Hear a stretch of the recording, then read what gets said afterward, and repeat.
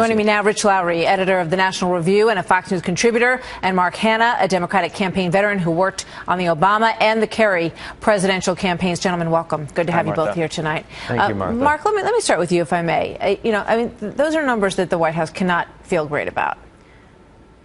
No, they can't. And frankly, they haven't moved much since this Fox News poll was taken last year. The numbers are very similar.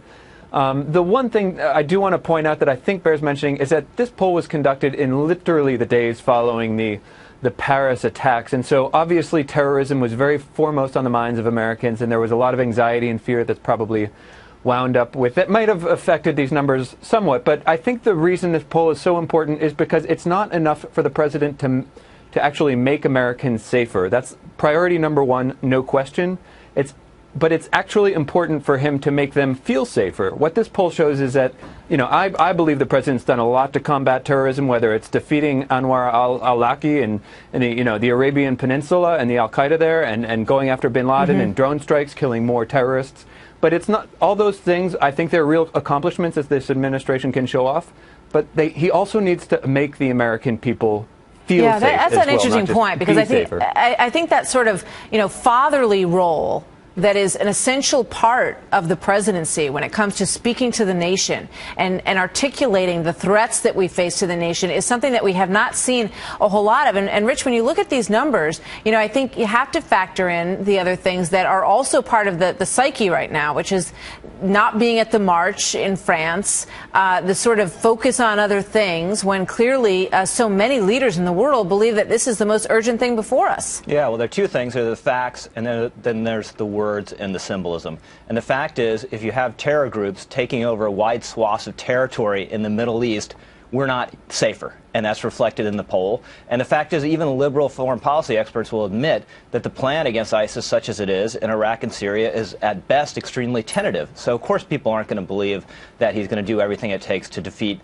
ISIS and other groups. And then there's the symbolism in the words. And look, Bush was guilty of some of this as well, but the administration's refusal, increasingly ridiculous in recent days, to even say the phrase radical Islam is insulting and childish. How stupid do they think we are? Mark, you want to answer that? Martha, I will. I think there's a lot of reluctance. People have tried to pigeonhole or buttonhole Eric Holder and get him to use this term. What he's afraid, I think, that using this term is going to do is bring dishonor to the actual faith of Islam and let the terrorists not just hijack people and do violence to human beings, but also do violence to a religion. Let's not forget that the police officer that died in Paris was Muslim and that his family was mourning. So when you focus on and fetishize and fixate on this term, Islamic extremism, that the right seems to want to do, you're not doing any service or not doing any favors to the people that are following this religion. Yeah, but the problem, Mark, is that as it exists in reality. That may be, but there's plenty of Muslim leaders who are willing to call this exactly what it is. I mean, you look at al-Sisi in Egypt, or you look at the mayor of Rotterdam in the Netherlands, who are telling people to wake up. And I think that's part of what we're seeing reflected in some of these numbers. Let's take a look at a couple more of these polls. President Obama on terrorism, 53% disapprove. President Obama's handling of ISIS, 56% disapprove. President Obama on foreign policy, 57% disapprove. But one of the questions that comes to my mind when I look at those numbers, Rich, is does the president care, or does he feel like, you know what, I'm doing the right thing and I'm not going to worry about those numbers? I don't think he really cares that much. And look, he's done things on the war on terror that are important. He preserved most of the Bush counterterrorism policies after smearing them for years. That was a good thing. He got bin Laden. He droned a lot of people in the Badlands of Pakistan. But you even heard past weekend, Eric Holder using this phrase, core al-Qaeda. And what that means is, well, we droned a lot of people in the Badlands of Pakistan, and that's the core, and everything else doesn't matter so much. That's the JV team. That's just the affiliates. Well, we just saw the JV team go into an editorial office in Paris and shoot people in cold blood. So this is a serious threat, too, that they've tried to discount. And I just think you get down to it. President Obama, he wanted to roll up the war on terror, say it's over. This is why we've had all the rhetoric about the tide of war receding. And what does he really care about? free community college. But here's the problem, and Mark, here's the problem, and Rich points it out. The problem has grown. I mean, you can talk about what you did. You can talk about Osama bin Laden. You can talk about al-Awlaki, but those things are in the past. You have to deal with the existence of what happens right now in the world. And you look at what happened in Paris, and you look at what happened in Yemen. You look at what happened with Boko Haram killing 2,000 people, and you can't look the other way. This is something that has a common thread that needs to be addressed by the White House for what it is. Yes.